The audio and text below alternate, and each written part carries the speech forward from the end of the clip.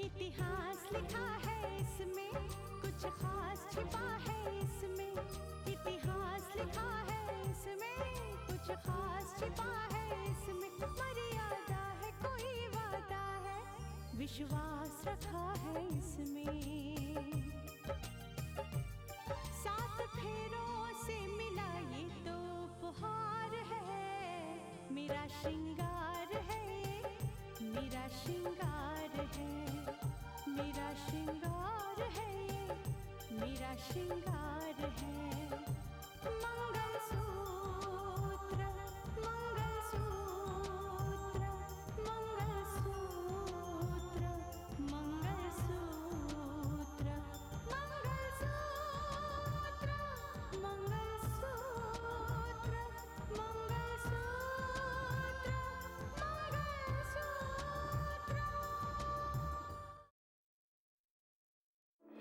मेरी एक प्रॉब्लम है। मेरी सास है ना, उनको खानदान का पहला बच्चा बेटा ही चाहिए। यही सोचकर तो डॉक्टर आपके पास आए हैं। लेकिन हाँ, इसके बारे में किसी को पता नहीं चलना चाहिए। नहीं नहीं डॉक्टर, हम किसी को नहीं बताएंगे। कल आप आ जाइए, एडवांस दे दीजिए और अपॉइंटमेंट दे देती हूँ मैं आपको। ठीक है डॉक्टर, आप हमें बता दीजिए कल किस टाइम पे आना है, हम आ जाएंगे। क्योंकि जिस काम की वजह से आज शहर में उसकी तारीफ हो रही है, उसी काम की वजह से शहर में न जाने उसके कितने दुश्मन पैदा हो गए होंगे।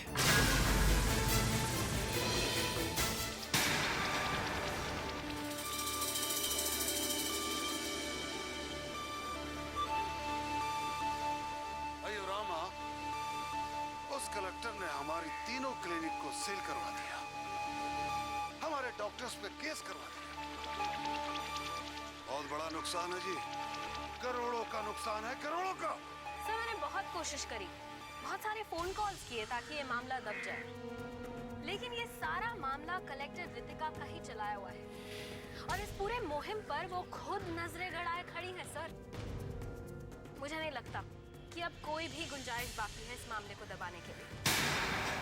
ये पूरा मामला पूरे शहर में चर्चा का विषय बन चुका है। अब इस मामले को और नहीं दबाया जा सकता है। हमारे क्लिनिक्स को बदनाम करके रखा उसने, हमारे क्लिनिक के डॉक्टर बदनाम हो गए। ये बताओ लहर, सर हमारे क्लिनिक चल पाएगा क्या? सर ये तो सब बात की बात है, फिलहाल तो आप ये सोचिए कि इन तीनों केसेस को रोका कैसे जाए। हाँ कृष्ण साहब, उन तीनों क्लिनिक के मालिक तो आप हैं और केस आपके ऊपर भी दायर हुआ है और हो सकता है कि आपके खिलाफ भी वारंट जारी हो जाए।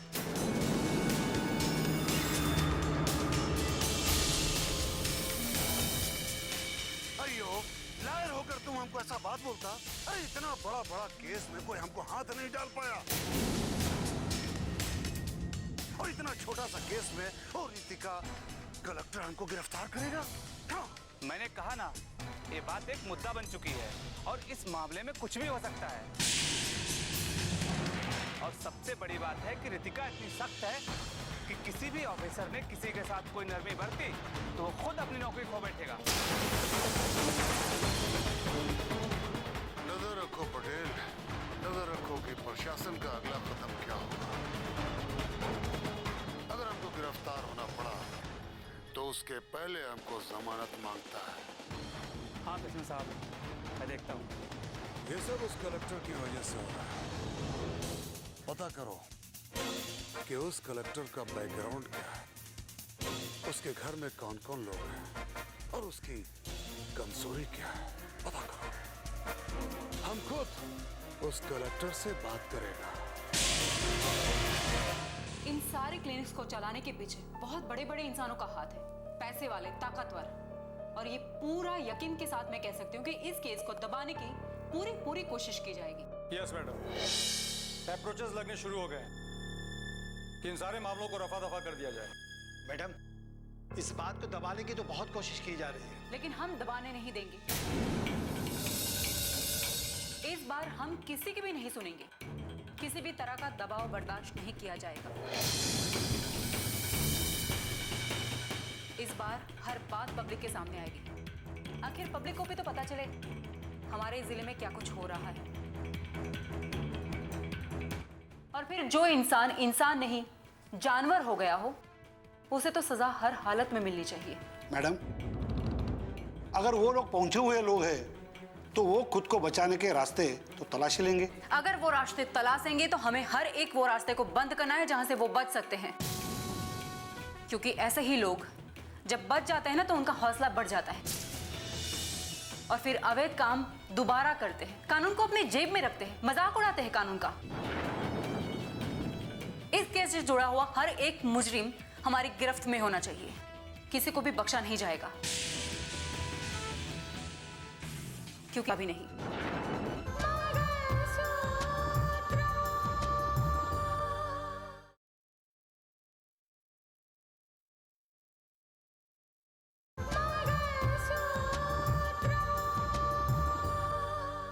आज के बाद कोई भी डॉक्टर इस तरह का अवैध काम करने का सोचेगा भी नहीं।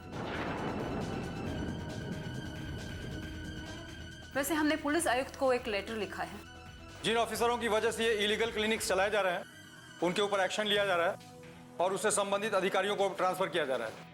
मुझे पता है, मैं आप लोगों को आगाह करना चाहती हूँ कि आप लोगों से गलती से भी कोई ऐसी गलती ना हो जाए जिससे मुजरिम अपने आप को बचाने में कामयाब हो जाए।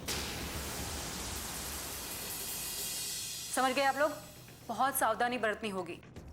और हाँ, आज के बाद हमें मुजरिम की हर एक हरकत पर नजर रखनी है। Okay madam.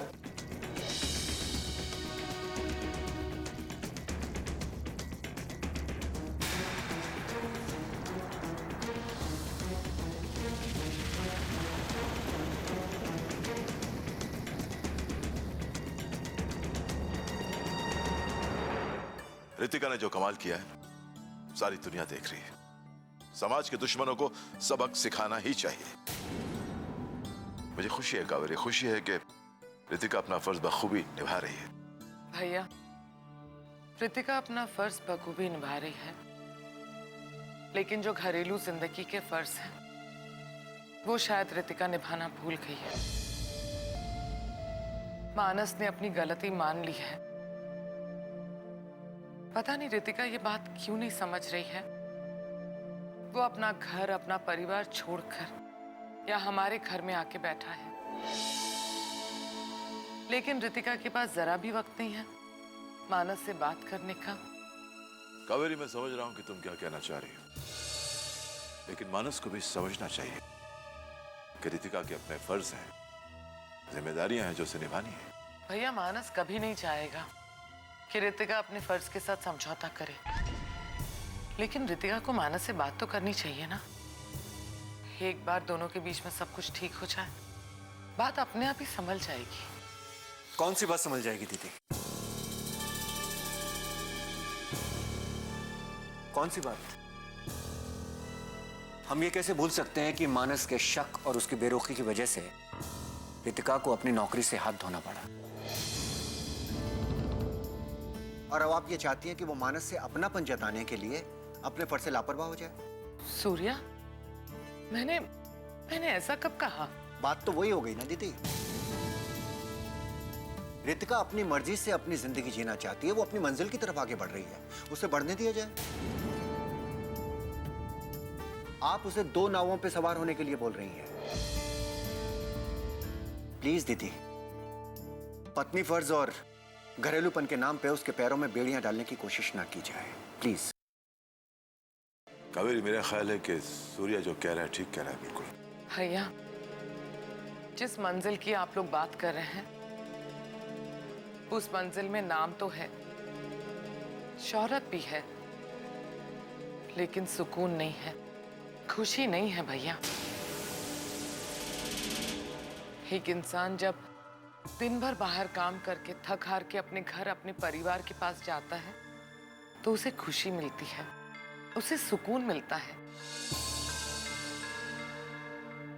लेकिन आप लोग चाहते हैं कि रितिका को ये खुशी, ये सुकून ना मिले। आप लोग चाहते कि रितिका अकेलेपन की जिंदगी जिए। नहीं भैया, मैं ऐसा कभी होने नहीं दूंगी, कभी नहीं।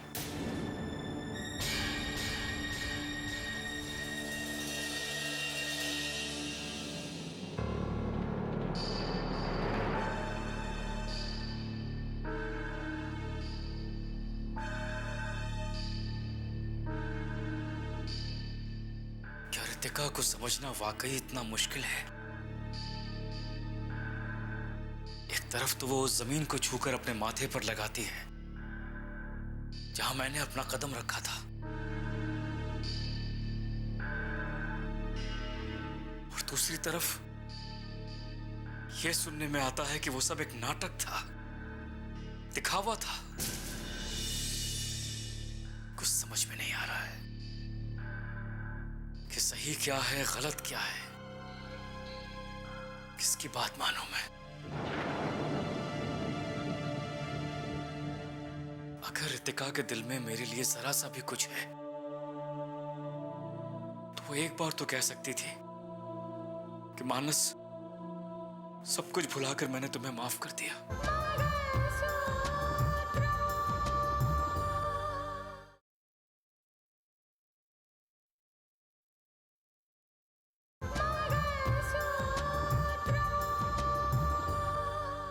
सब कुछ भुलाकर मैंने तुम्हें माफ कर दिया, लेकिन नहीं, उसने एक बार नहीं कहा। उसकी बेरुखी अभी भी कायम है। कुछ समझ में नहीं आ रहा है, क्या करूं मैं?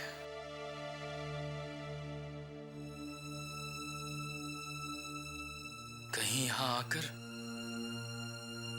मैं उसके रास्ते की रुकावट तो नहीं बनता जा रहा हूं?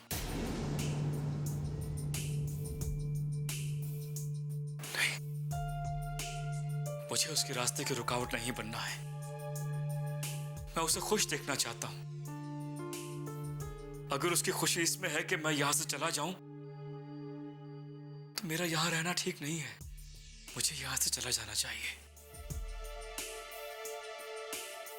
मैं यहां नहीं रहूंगा। मैं यहां नहीं रहूंगा।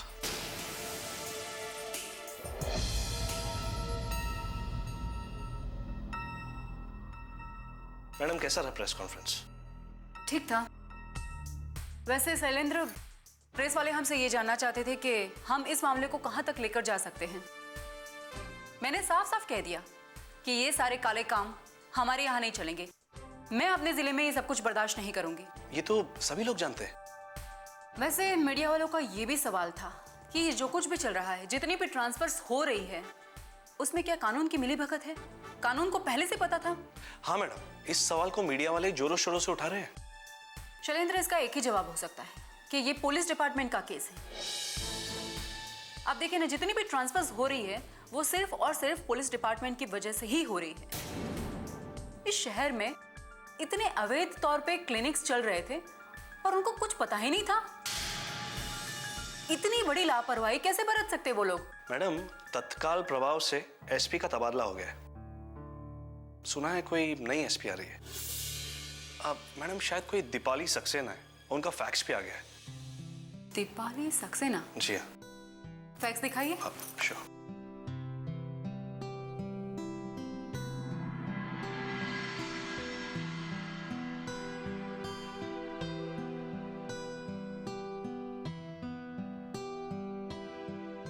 ठीक है, आप जाइए, मैं बाद में बुलाती हूँ। हाँ, श्योर।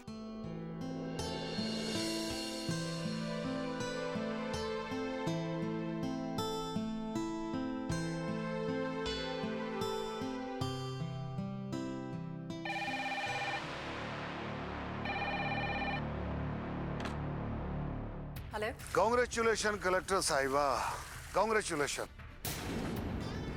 आज तक जो कोई कुछ नहीं कर सका वो आपने कर दिखाया। जी थैंक्स, पर मैंने आपको पहचाना नहीं।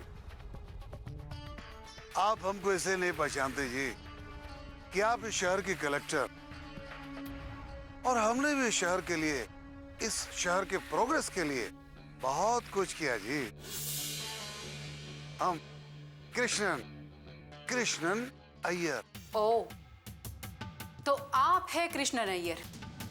आप ही ने वो 3-3 क्लिनिक्स खोलकर रखे हैं ना, जो बेटियों के लिए कत्ल खाने बन चुके हैं। आप ऐसा क्यों बोलता जी? हमने तो सिर्फ उस क्लिनिक में पैसा लगाया था। अब उधर डॉक्टर लोग क्या करता हमको क्या पता जी। बट आपने तो हमारा क्लिनिक सील कर दिया। बहुत बड़ा लॉस हो गया जी। आप जैसा बोलो मैं करने को तैयार हूं, लेकिन इस मामले को यही रफा दफा कर दो जी। अच्छा, तो आपका ये कहना है कि आपको कुछ भी नहीं पता है। लेकिन कृष्णन अय्यर जी, आपके क्लिनिक से जितने भी डॉक्टर्स को हमने हिरासत में लिया है, अरेस्ट किया है, उन सब का ये कहना है कि ये जो कुछ भी हुआ वो आपके कहने से हुआ, आपने ही उन्हें मजबूर किया था। वैसे आपने डॉक्टर्स भी ऐसे ही चुने हैं जो अपने प्रोफेशन को साइड पे रख के ऐसे अवैध काम करने के लिए मजबूर हो जाए। कृष्णन अय्यर जी, वैसे मैं आपको एक बात बता दूं, आपने अपने क्लिनिक्स में काबिल नहीं कातिल डॉक्टर्स को रखे हैं। अब जाने दो मैडम, गलती हो गया, उसके लिए माफ कर दो। और आप जो भी बोलेगा हम। आप क्या चाहते हैं कि आपका अरेस्ट वारंट निकले उसके पहले ही मैं आपके हाथों में हथकड़ियां पहना दूं?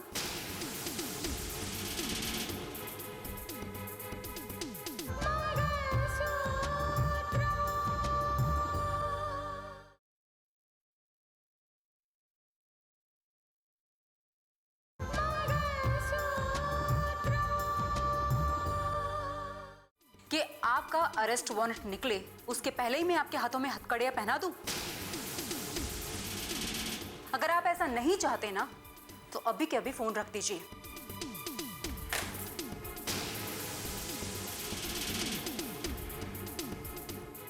ये तूने अच्छा नहीं किया बेटा, अच्छा नहीं किया।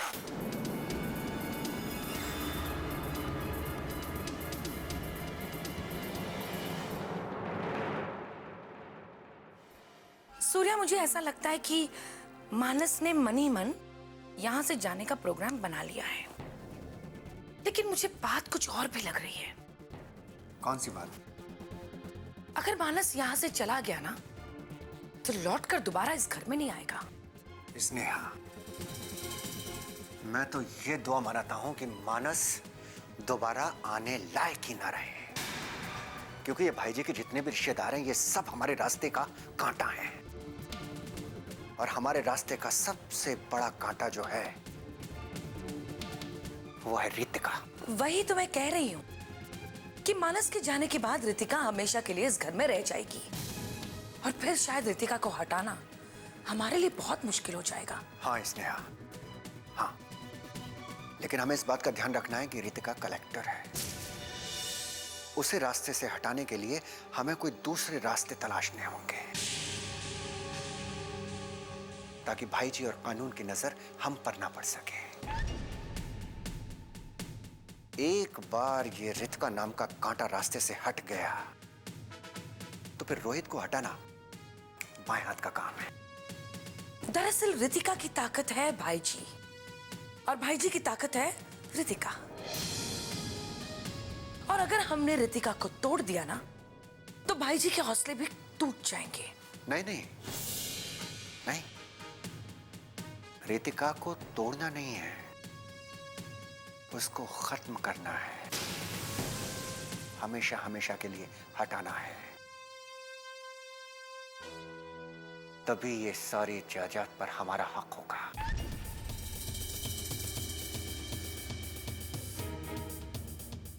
लेकिन हमारे रास्ते का कांटा सिर्फ रितिका है, इस बात को हमें हमेशा याद रखना होगा। तो फिर सोचो कैसे रितिका को इस दुनिया से आजाद किया जा सकता है।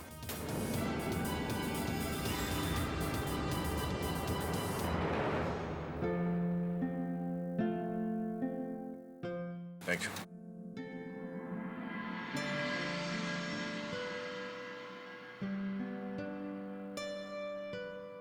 आओ रितिका, बैठो।